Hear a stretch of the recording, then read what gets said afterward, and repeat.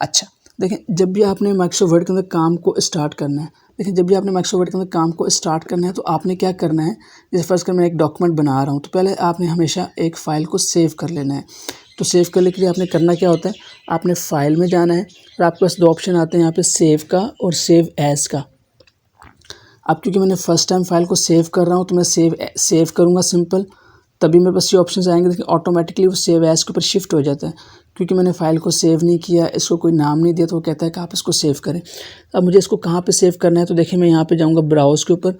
तो ब्राउज़ के ऊपर जाने के बाद मेरे पास ये विंडोज़ खुलती है और मुझसे पूछता है कि आपने कहाँ पे सेव करना है। तो यहाँ पे देखिए मेरे पास लोकेशन आ रही होती है राइट लेफ़्ट साइड के ऊपर, तो मैं इसको स्क्रॉल की मदद से ऊपर नीचे करके कर सकता हूँ। देखिए ये डेस्कटॉप है।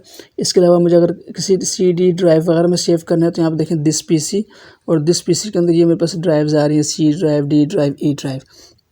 कहाँ पे सेव करना है, तो मैं फ़िलहाल डेस्कटॉप के ऊपर रखता हूँ इसको। मैंने डेस्कटॉप को चूज़ किया है और अब मैं इसका नाम रख देता हूँ। जैसे मैं फ़र्ज़ करें practice1 के नाम से, practice1 का नाम रखा है इसका।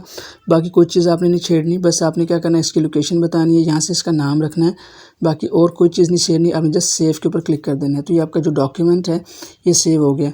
अब अगर आप टॉप के ऊपर देखें तो यहाँ पे देखें हमने इसका नाम रखा है practice1, तो इसका नाम practice1 उसने यहाँ पे रख दिया है। तो जो भी आपके डॉक्यूमेंट का नाम आप सेव करेंगे वो यहाँ पे आपके पास आ जाएगा।